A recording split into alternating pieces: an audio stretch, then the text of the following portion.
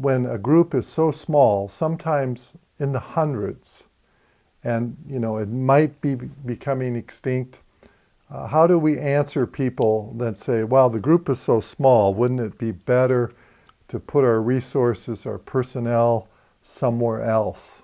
Mm-hmm. In America, size is important. Yeah. The bigger, the more important. And the smaller, the less important. That's just an American value. The whole system is based on it. And it certainly does apply in people praying and things like that. But we don't find it in the Bible. God emphasizes the one. There were 99, but you went after the one. Abraham was praying, and God said that he would save and spare Sodom for 50, for 45, for 40. Abraham dared to ask for 30. He dared to ask for 20. He dared to ask for 10. And then he quit.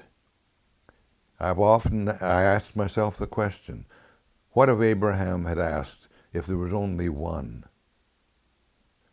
We have an answer in the Bible. There is a verse that says, God said that if they found one person who would pray, stand in the gap, he would spare the city.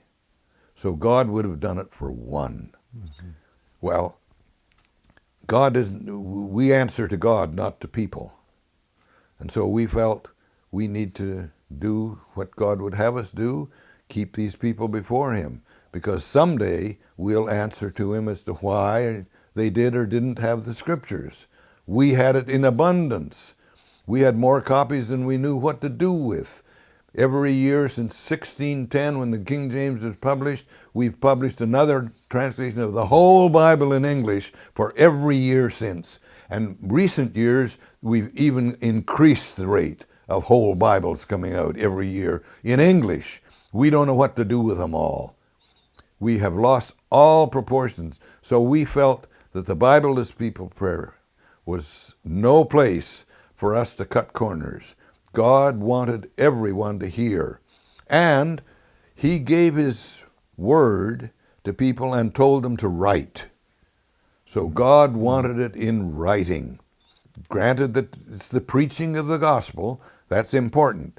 But the writing of it down is also important, so that there's a written record that is back of the spoken message. Mm-hmm. So we assumed that God wanted them to have it. We didn't feel badly about putting the effort and the time and the cost into publishing scripture for them. So we, in our own conscience, we were perfectly clear, and that we would never have to answer to God. And he'd say, well, how about these? And we said, well, they were too small a group. But he never made that a criteria. Thank you, George.